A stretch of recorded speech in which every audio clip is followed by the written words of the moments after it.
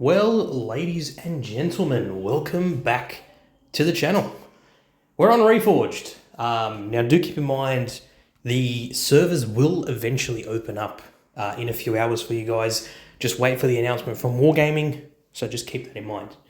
There is one issue, or there's one thing that they've introduced that I think we need to obviously address. Rather, they've changed rather than introduced, which of course is the commanders.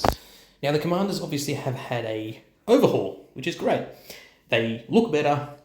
Apparently, they also sound better. I don't think that's the case. If anything, they sound even more cringe now than they did previously.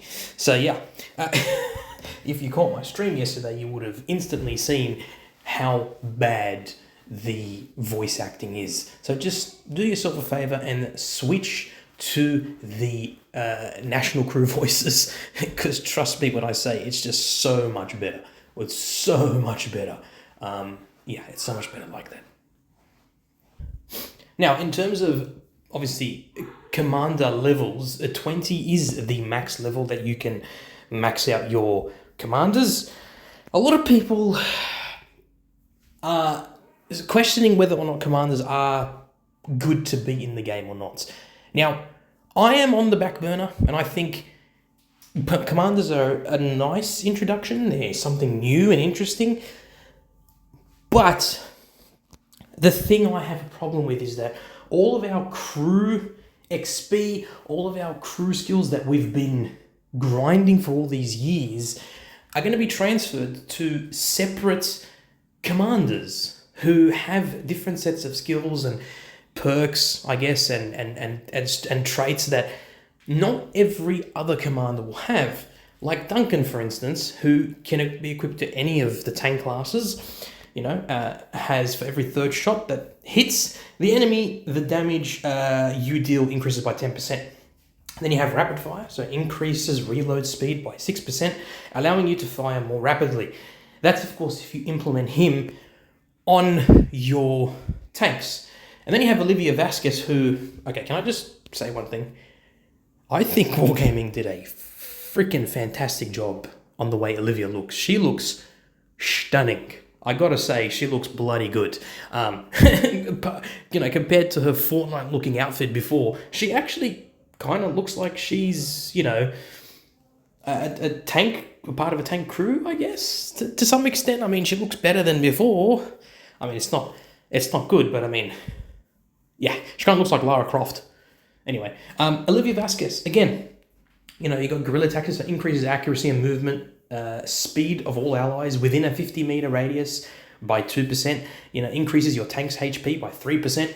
So that's her unique crew skills, right? And you can apply her to any class. Also, by the way, there is a toggle switch where you can show the commander in the base, or you don't show the commander in your base. So if you don't want to see the commanders in your base, you can toggle them on and off. Then you have Anthony Cole, who's only for medium tanks again. And then you have Elisa Diaby. So these two technically looked like, soldiers from the get-go. But you'll notice that Captain and, of course, Kai are both locked. And now that's an interesting perspective. I want you to understand one thing, and one thing only. Wargaming have apparently announced that commanders, whatever you want to call them, are going to be behind the paywall. Certain commanders are going to be behind a paywall for certain skill sets or crew skills. Wargaming actually announced on their website when Ultra Test 1 was officially announced that commanders will not be a paid thing. You don't have to pay for commanders. It is not going to be something that you're going to pay for in order to actually access, because, hello, in regular Blitz, your crew skills are something that you grind. It's not something that you pay for. So why is it that in Ultra Test or in Reforged, they have now announced that there is going to be commanders that are going to be behind a paywall? Now, I've said this once and I'll say it again. If you're going to put commanders behind a paywall, that is freaking... I can't even articulate words. It's fucking horrible, okay? Because it's also hypocritical because it's going back on what you originally announced and that you insisted that there is going to be no monetizations of commanders whatsoever. And yet, here you are stating that you will put commanders behind a paywall. Why, Wargaming? Why? Why would you put commanders behind a paywall? Commanders are meant to replace crew skills, which are a free aspect in the game. It's something that we have spent years grinding for specific tanks. Oh, and by the way, can I also add that I have to manually boost, or rather level up my commanders? It's not done automatically for me, like crew skills are. No, I have to manually do it myself. Wargaming, can you please, if you're going to keep commanders in the game, first of all, keep them free. That's number fucking one right there. Keep commanders free. Do not monetize them. Number two, make it so that when we actually pick a commander, it levels up automatically. We don't have to manually level it up ourselves when we freaking transfer it onto the test server. It's just annoying. It's really annoying. So that's a little thing there that I really wanted to talk about. Again, needless to say, I'm not saying that commanders should be removed from the game. No, I think commanders are actually a good introduction. I think if they're implemented correctly, they can be really awesome to have. But number one, fix the fucking crew voices, for God's sake. Or not the crew voices, the freaking, the bloody voices of these commanders. Make them sound good. They sound like the most cringiest freaking voice actors I've ever seen in my... Can you imagine if Duncan sounded like Vegeta, for instance? Right? I'm Vegeta, the Prince of all Saiyans.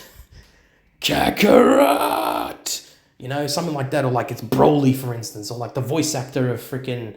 You know, Luffy, Monkey D. Luffy, or Zoro, or Blackbeard, right? How cool would that be? Okay, I'm thinking a bit astray here, but you get what I'm trying to say. We need better voice actors. I don't know who the frick you got to play bloody Duncan. I mean, at this point, if you're going to bring a Scotsman, you might as well bring in, what do you call it? Groundskeeper Willie. Oh, good comeback. Lunch Lady Doris, have you got any grease? I think I could do better bloody voice lines than fucking Duncan, for God's sake. And Olivia Vasquez, as good as she looks, okay, I would admit, as good looking as she is, okay, as some people would say, oh, I would smash, bro, smash or pass, smash. We're getting off topic here. As good as she looks, her voice acting is so cringe. So cringe. I only switched it on to see what improvements they said. They said they made improvements for the crew, the commander voices. Yeah, they didn't improve it, they made it worse. I don't even know how that's possible. They made it fucking worse. So please, Wargaming, for the love of God, please change the voice acting. For God's sake. Just, if you want to, just take the voices from the crew voices from Water Tank's PC and just transfer them here. Done. Bob's your uncle for the female ones. For God's sake. Anyway, my point is, this is my advice to Wargaming. First and foremost, do not under any circumstances put any commanders behind a paywall or monetize them. That's first of all, because you promised that you wouldn't do it and you guaranteed us that you wouldn't do it. Number two, if you want to monetize commanders, here's an option or here's an idea. How about you make unique skins for commanders, and it's like $5 or something. I guarantee you, if you do it, people are going to pay for that. You know, $5 or $10 for a specific skin, so they look awesome and they have a different outfit. You know, kind of like Subway Surfers, you know, stuff like that. You know, or not Subway Surfers. That's a bad example. Kind of like Call of Duty Mobile, right? Where you can change the way the person looks and the outfits. Same thing with PUBG Mobile, all this kind of stuff, right? You can change the way the person looks.